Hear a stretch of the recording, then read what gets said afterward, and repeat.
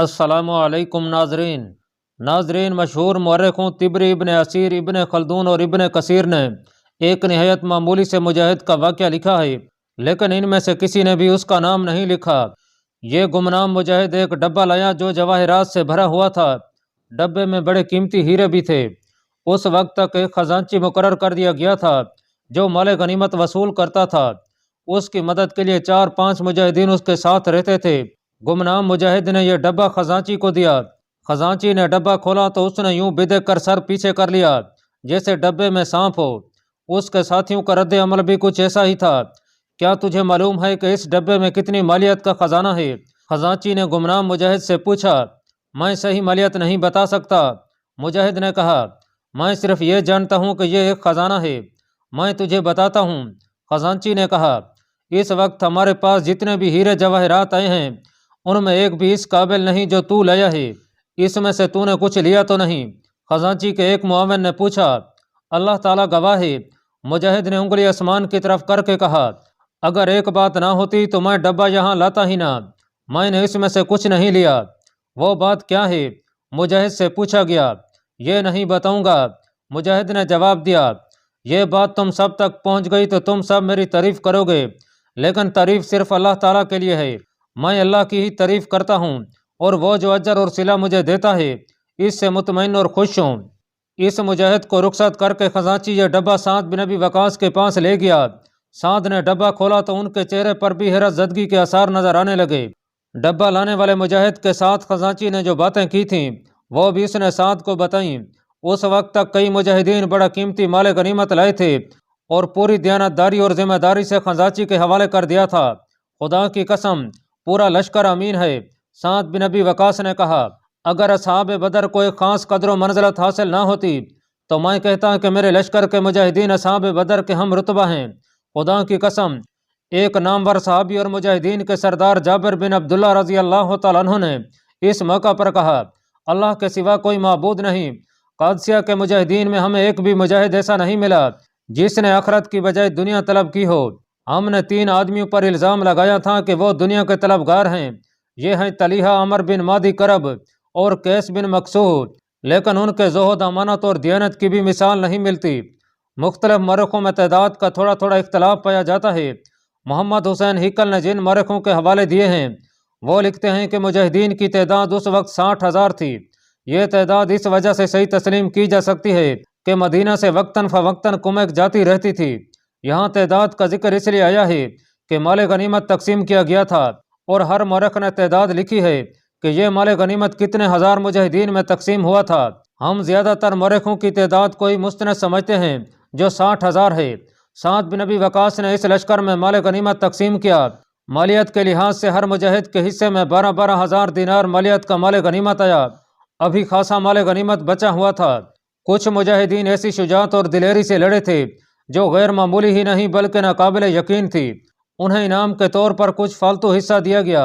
ये अमीरुल मोमिनीन का हुक्म था कि माल गनीमत बच जाए तो वह उन मुजाहिदीन में तकसीम कर दिया जाए जो सबसे ज़्यादा शुजात से लड़े हों। शुजात के इन कारनामों में यह कारनामा ख़ास तौर पर शामिल था कि बाज़ मुजाहिदीन ने फ़ारसी जर्नैलों का हिफाजी हसार तोड़कर उन्हें कत्ल किया था। मदीना को भेजने के लिए खिम्स अलग कर दिया गया था। ये एक कबीले के सरदार बशीर बिन खसासिया लेकर मदीने को रवाना हुए। ये खासा बड़ा काफिला था जिसके साथ बॉडी गार्ड्स के तौर पर मुजाहिदीन की छोटी सी एक जमात भी भेजी गई थी। तारीख के मुताबिक साद बिन अबी वकास ने हज़रत उमर रजी अल्लाह तआला अन्हु को मदैन की फ़तह और माल गनीमत की तफसीलात लिख कर भेज दी थी और यह ख़ास तौर पर लिखा था कि मुजाहिदीन ने माल गनीमत इकट्ठा करके खजांची के हवाले करने में खसूसी दयानतदारी की है। माल गनीमत का काफिला मदीना से कुछ दूर ही था कि मदीना वालों को इतला मिल गई। मदीना की सारी आबादी उमड़ कर उस रास्ते पर दौड़ पड़ी जिस रास्ते से काफिला आ रहा था। लोगों के दिलों में माल गनीमत का लालच नहीं था। वो फाते मुजाहिदीन के इस्तकबाल के लिए गए थे। काफिला जब मदीना में दाखिल हुआ तो फतह और नुसरत के नारों से ज़मीन और आसमान हिल रहे थे। माल गनीमत अमीरुल मोमिनीन तक पहुँच गया और खोला गया। मौरख लिखते हैं कि साद बिन अबी वकास ने हज़रत उमर को तफसील से लिखा था कि माल गनीमत हैरत अंगेज़ है।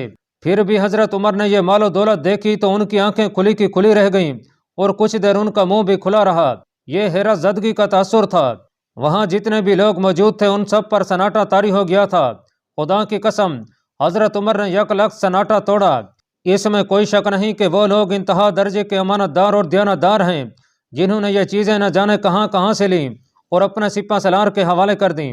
حیران مت ہو ابن خطاب، حضرت علی رضی اللہ تعالیٰ عنہ نے حضرت عمر سے کہا، تیرا دامن پاک ہے، اس لیے تیری رعایا کا دامن بھی پاک ہے۔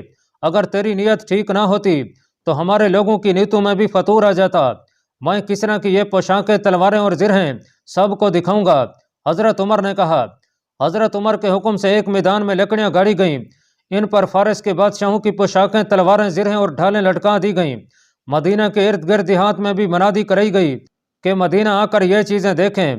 مورخ لکھتے ہیں کہ مدینہ میں میلہ لگ گیا۔ لوگ فارس کے بادشاہوں کی پوشاکیں دیکھ دیکھ کر حیران ہوتے تھے کہ ایسے انسان بھی ہیں جو یہ پوشاکیں پہنتے ہیں۔ حضرت عمر نے ایک دلچسپ کام کیا۔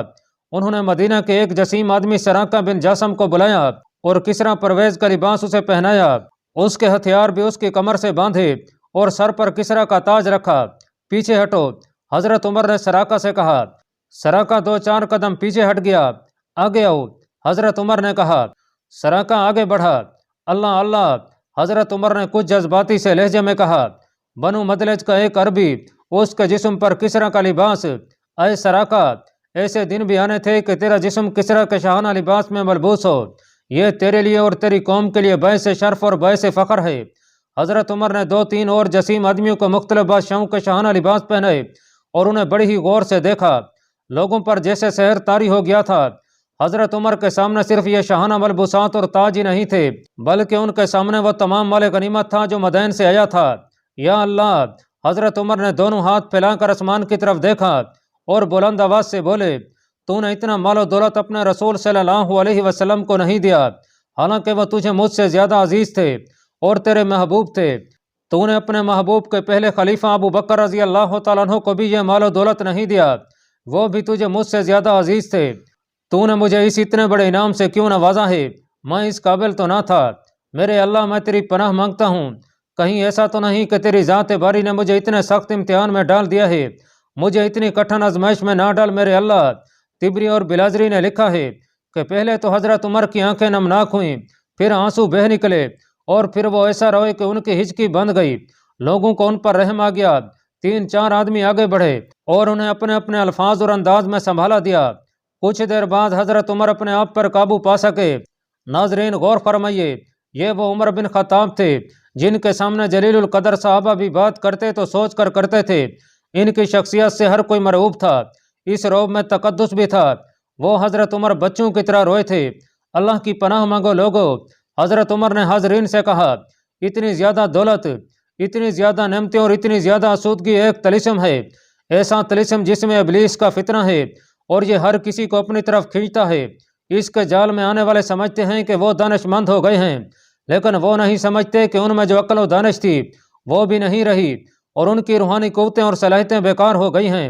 اے عرب کے لوگو، دولت اور یہ زر و جواہرات انسان کو انسانیت کے درجے سے گرا دیتے ہیں۔ اپنے پاس اتنا ہی رکھو جس سے تمہاری ہر ضرورت پوری ہو جائے اور تم کسی کے محتاج نہ رہو۔ اصل دولت اللہ تعالیٰ کی خوشنودی ہے۔ یہ بھی سوچو کہ اللہ تعالیٰ نے آل ساسان کی یہ دولت تمہیں آزمائش کے لیے ہی نہ عطا کی ہو۔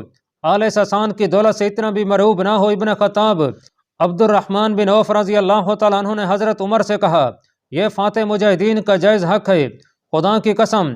حضرت عمر نے کہا، سورج غروب ہونے سے پہلے پہلے یہ مال و دولت تقسیم کر دوں گا، اسے میں اپنی نظروں کے سامنے زیادہ وقت رکھوں گا ہی نہیں۔ حضرت عمر نے وہی کیا جو کہا تھا، کچھ اپنی مرضی سے اور کچھ مشیروں اور صحابہ کرام کے مشوروں سے سورج غروب ہونے سے پہلے پہلے تمام مال غنیمت تقسیم کر دیا۔ جن شہیدوں کے نام ان تک پہنچے تھے ان کے پسماندگان کو کچھ فالتو حصہ دیا۔ ناظرین، سعد بن ابی وقاص نے مدائن کے محل سے بادشاہوں کا تخت اٹھوا کر ممبر رکھوا دیا اور کسرا کے اس دربار کو مسجد بنا لیا۔ سعد نے اس ایوان شاہی میں جو پہلی نماز پڑھی وہ نماز جمعہ تھی۔ وہ جمعہ کا دن تھا اور نماز جمعہ کا وقت تھا جب سعد اس محل میں داخل ہوئے تھے۔ اس کے بعد یہاں ہر نماز با جماعت پڑھی جاتی تھی۔ ایک روایت ہے کہ جب مجاہدین مدائن کے محل میں جا رہے تھے تو محل کے دروازے پر لکھا تھا، آتش کدہ نو بہار۔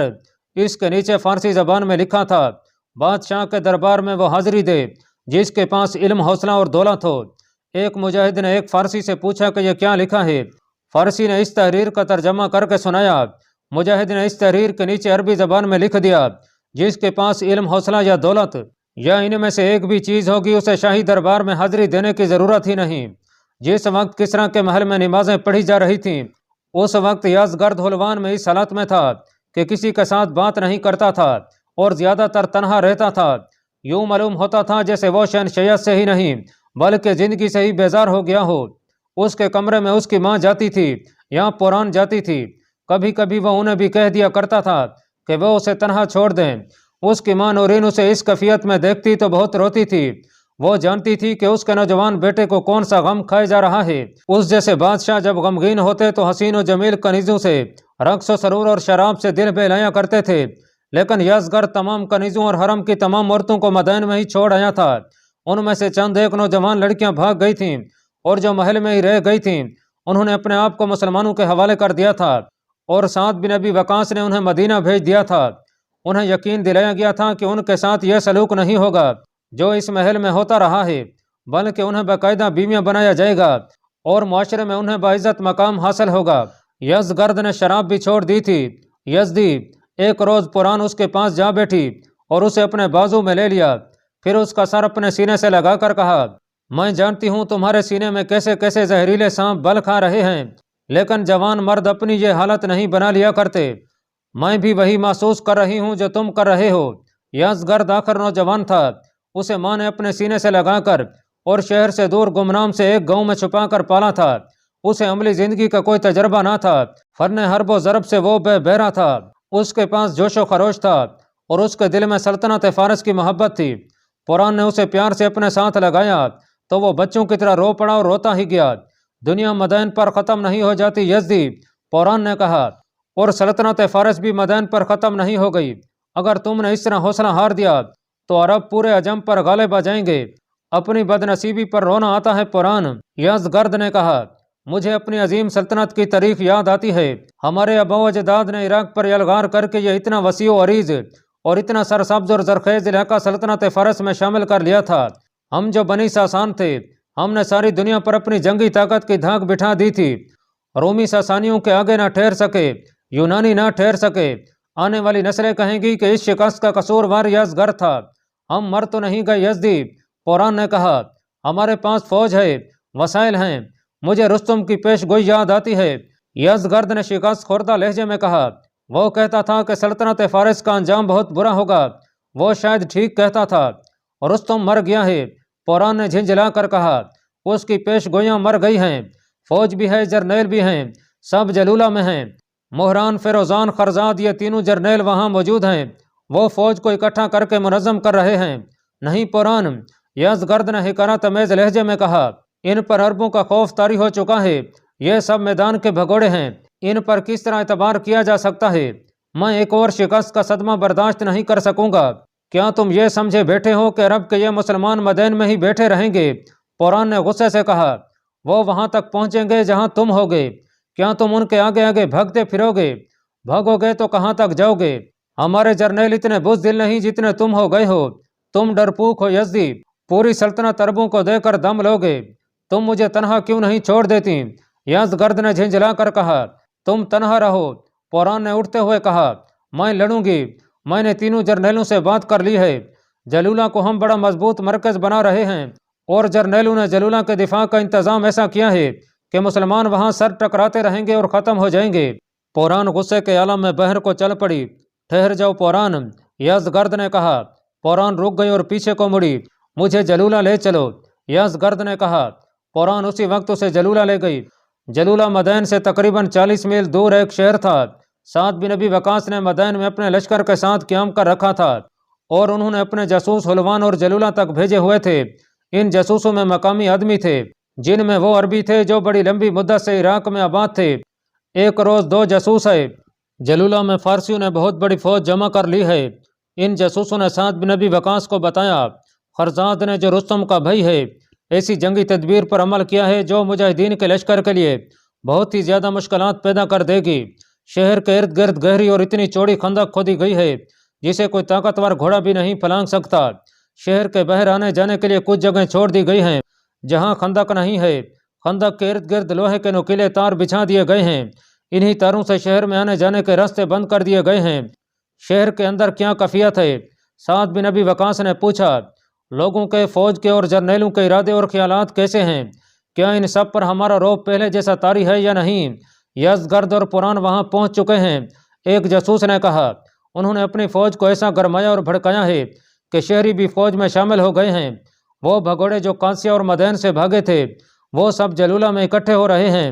ہم نے ان کے جرنیلوں کی تقریریں سنی ہیں، انہوں نے اپنی فوج سے اور دوسرے لوگوں سے کہا ہے کہ ہم یہاں مقابلے میں جم گئے تو مسلمان محاصرے میں بیٹھے بیٹھے ہی کمزور ہو جائیں گے، اور اگر ہم یہاں بھی پیٹھ دکھا گئے تو پھر ہمیں اور ہماری نوجوان لڑکیوں اور عورتوں کو کہیں پناہ نہیں ملے گی۔ جرنیلوں نے اپنی فوج سے یہ بھی کہا ہے کہ یہاں عربوں سے ہم بڑا ہی زبردست مقابلہ کریں گے، اگر ہم نے انہیں شکست دے دی تو سلطنت کے وہ تمام علاقے جو مسلمانوں کے قبضے میں چلے گئے ہیں وہ واپس آ جائیں گے، اور یہاں کے لوگ ہمیں سر آنکھوں پر بٹھائیں گے۔ اگر فتح مسلمانوں کی ہوئی تو فارس کے لوگ ہم پر یہ الزام نہیں لگائیں گے کہ ہم لڑے نہیں تھے، یزدگرد جلولہ میں ہی ہوگا، نہیں امیر لشکر۔ دوسرے جاسوس نے جواب دیا، وہ پران کے ساتھ جلولہ آیا تھا۔ پران بہت ہی جوشیلی عورت ہے، وہ لوگوں کے گھروں میں جا کر عورتوں اور کم سن لڑکیوں اور لڑکوں کو بھی جنگ کے لیے تیار کر رہی ہے۔ اس کے بولنے کا انداز ایسا پر اثر ہے کہ جو سنتا ہے وہ آنکھ بگولا بن جاتا ہے۔ یزدگرد واپس حلوان چلا گیا ہے۔ جلولہ میں اس قدر اناج پانی اور روزمرہ ضرورت کی تمام اشیاء جمع کر لی گئی ہیں جو فوج کے لیے بھی اور شہریوں کے لیے بھی 1 سال سے زیادہ عرصے کے لیے کافی ہوں گی۔ اور امیر لشکر، اس جاسوس کے ساتھی نے کہا، جرنیلوں نے اور ہر ایک فوجی نے حلف اٹھا کر عہد کیا ہے کہ عربوں کو جلولہ کی دیوار کے باہر ختم کر کے ان کی لاشیں خندق میں پھینک کر مٹی ڈال دیں گے۔ کیا بھگوڑے فوجی بھی ابھی تک آ رہے ہیں؟ ہاں امیر لشکر، جاسوس نے جواب دیا، وہ خود بھی آ رہے ہیں اور انہیں ڈھونڈ ڈھونڈ کر بھی لایا جا رہا ہے۔ جلولہ کے لوگ ہر آنے والے فوجی کا والہانہ استقبال کرتے ہیں اور پھر اس سے وہی حلف لیا جاتا ہے جو دوسروں سے لیا گیا ہے۔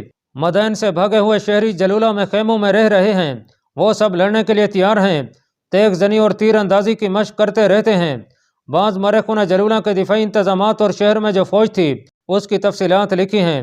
اتنی زیادہ فوج کے مارے جانے کے باوجود بھی جلولہ میں مقیم فوج مسلمانوں کی نسبت کم و بیش 3 گنا زیادہ تھی۔ ایک روایت یہ بھی ہے کہ سعد بن ابی وقاص کسی بحروپ میں جلولہ گئے اور کچھ دور سے خندق اور خاردار تار دیکھی۔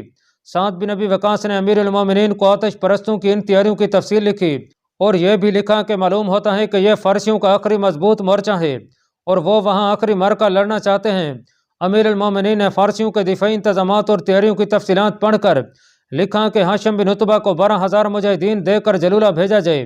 ہراول میں کیکا بن عمر ہوں گے، دائیں پہلو پر مشر بن مالک، بائیں پہلو پر عمر بن مالک اور پیچھے والے حصے کے کمانڈر عمر بن مرہ ہوں گے۔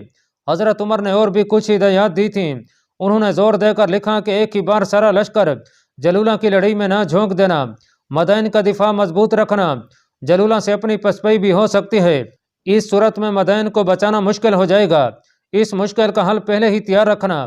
امیر المومنین کا حکم ملتے ہی سعد بن ابی وقاص نے 12,000 کا لشکر تیار کیا اور اسے 4 حصوں میں تقسیم کر کے اس کے سالار مقرر کیے اور انہیں بتایا کہ جلولہ میں انہیں کیسا دفاع ملے گا۔ اور یاد رکھ میرے بھائی کے بیٹے، سعد بن ابی وقاص نے اپنے بھتیجے ہاشم بن عتبہ سے کہا، تو بڑی سخت آزمائش میں جا رہا ہے، ہمارا خاندان ناکامی اور شکست کے صرف نام سے واقف ہے، کبھی شکست کھائی نہیں، ہم کبھی ناکام نہیں ہوئے، اگر تو ناکام رہا تو زندہ واپس نہ آنا، تیری لاش آئی تو میں اسے دیکھوں گا نہیں، کیا مجھے کمک کی امید رکھنی چاہیے؟ ہاشم نے پوچھا، میں تیری پیٹھ پیچھے رہوں گا۔ سعد بن ابی وقاص نے کہا، میں خود محسوس کر لوں گا کہ تجھے کمک کی ضرورت ہے اور وقت سے پہلے تجھے کمک مل جائے گی۔ کیکا بن عمر تیرے ساتھ ہے اور تیرے ماتحت دوسرے جو سالار جا رہے ہیں وہ امیر المومنین کے منتخب کیے ہوئے ہیں، ان میں سے کوئی بھی تجھے دھوکہ نہیں دے گا، ایسا نہ ہو کہ تو ہی انہیں دھوکہ دے جائے۔ یہ بھی سن لے، آگ کے پجاریوں نے قسم کھی ہے کہ وہ ہمیں خندق کے باہر ہی تباہ کر کے لاشیں خندق میں پھینک دیں گے۔ سعد بن ابی وقاص نے ہاشم بن عتبہ کو بتایا کہ فارس کی فوج کا محصور ہو کر لڑنے کا انداز یہ ہے کہ اس کے 2-4 دستے باہر آ کر زوردار حملہ کرتے اور قلعے میں واپس چلے جاتے ہیں، میں فارسیوں سے ہی لڑتا آ رہا ہوں۔ ہاشم نے کہا، اگر میں قادسیہ اور بور شیر کی لڑائی میں بزدل نہیں رہا تو اب بھی بزدل نہیں بنوں گا، کیا یہ بہتر نہیں کہ میں جلولہ کی طرف چل پڑوں؟ ہاں میرے بھائی کے بیٹے، سعد بن ابی وقاص نے کہا، اللہ حافظ، تو ہر جگہ اللہ تعالیٰ کو اپنے ساتھ پائے گا۔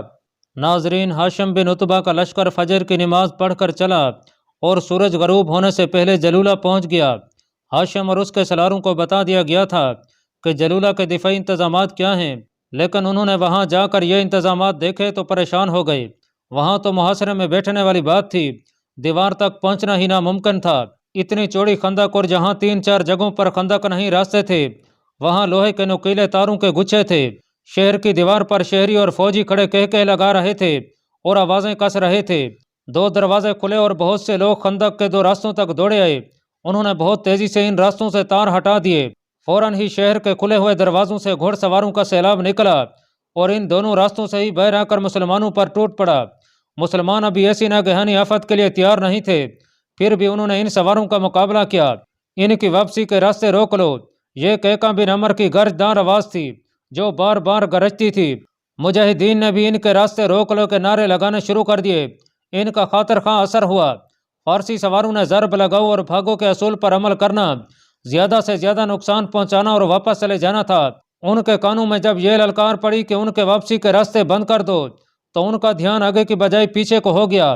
وہ زندہ سلامت واپس جانے کی کوشش کرنے لگے۔ مسلمان راستے تو بند نہ کر سکے، لیکن تیر انداز مجاہدین نے انہیں بہت نقصان پہنچایا۔ راستے تنگ تھے اور ہر سوار دوسروں سے پہلے واپس جانے کی کوشش میں تھا، اس لیے سوار ان تنگ راستوں میں پھنس گئے تھے۔ مجاہدین نے تلواروں اور برچیوں سے بھی انہیں بہت نقصان پہنچایا۔ مجاہدین کا نقصان معمولی تھا، راستے پھر نوکیلی تاروں سے بند کر دیے گئے۔ مجاہدین نے مرے ہوئے فارسیوں کو خندق میں پھینکنا شروع کر دیا، زخمی گھوڑوں کو بھی خندق میں دھکیل دیا۔ تصور میں لیں کہ مجاہدین کی تعداد صرف 12,000 تھی اور جلولہ ایک بڑا شہر تھا۔ اس کے محاصرے میں 12,000 مجاہدین بالکل ناکافی تھے۔ اندر سے حملہ آنے کی صورت میں مجاہدین کو اکٹھا ہونا پڑتا تھا، جس سے محاصرہ ٹوٹ جاتا تھا۔ شہر کے ایک طرف محاصرہ ہو بھی نہیں سکتا تھا کیونکہ اس طرف پہاڑی تھی اور اس میں سے ایک راستہ شہر میں آتا تھا۔ یہ راستہ حلوان اور جلولہ کو ملاتا تھا۔ اس سے فارسیوں کو یہ سہولت حاصل تھی کہ قمے کو رسد آسانی سے بھیج سکتے تھے۔ پہلے حملے میں جلولہ کے جتنے فوجی مارے گئے، حلوان سے اس سے زیادہ فوجی جلولہ بھیج دیے گئے۔ اللہ پاک کمی بیشی معاف فرمائے۔ اللہ آپ کا حامی و ناصر ہو، آمین۔